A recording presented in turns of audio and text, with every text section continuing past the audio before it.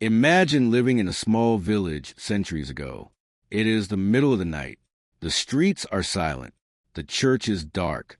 No funeral has been announced. No messenger has arrived. And yet, from the tower above you, a bell begins to ring. For centuries, communities across Europe told stories about bells that seemed connected to death. Sometimes, the bell announced that someone was dying. Sometimes, people claimed it rang before anyone knew. Was it a warning? A coincidence? Or was there a very human explanation hiding behind the legend? To understand the mystery, we have to understand what church bells actually meant. For medieval and early modern communities, a church bell was more than a religious instrument.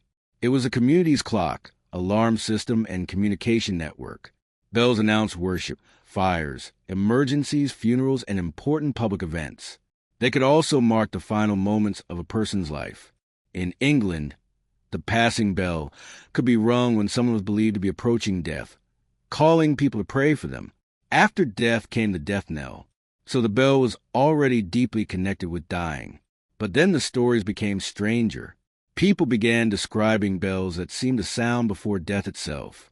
The timing was what made these stories so powerful. Imagine hearing a bell late at night, knowing that nobody has announced a death. Then, the next morning, you learn that someone in the village has died.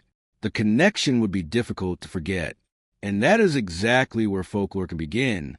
Stories of dead bells and passing bells became part of traditions in parts of Britain and Europe. But folklore is not evidence that a bell could actually predict the future. In many cases, the bell may have been doing something completely ordinary. Someone could have rung it. A church official might already have known that a person was seriously ill. News could travel quietly through a small community before reaching everyone else. And when the bell finally sounded, someone hearing it from a distance might have assumed it was a supernatural warning. There were also physical possibilities.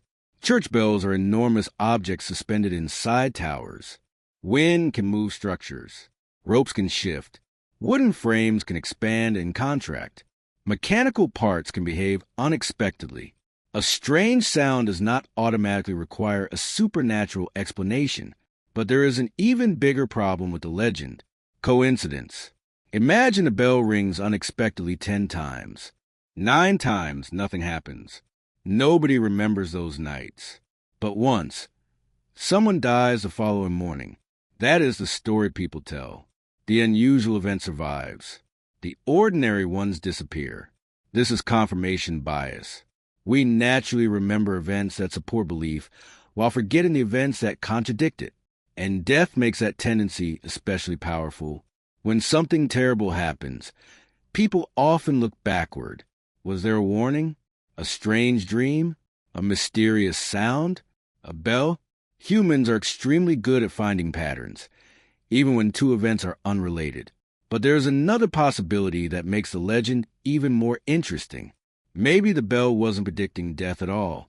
Maybe it was announcing something people already knew. In a small village, everyone might know who was elderly, sick, or close to death. The bell could sound at exactly the moment when people expected it to. To someone who hadn't heard the news, however, the timing could seem impossible. The bell appeared to know, but perhaps someone else already did. And this is where history changes the story. The supernatural legend may have grown from a very real tradition. The bell truly was associated with death.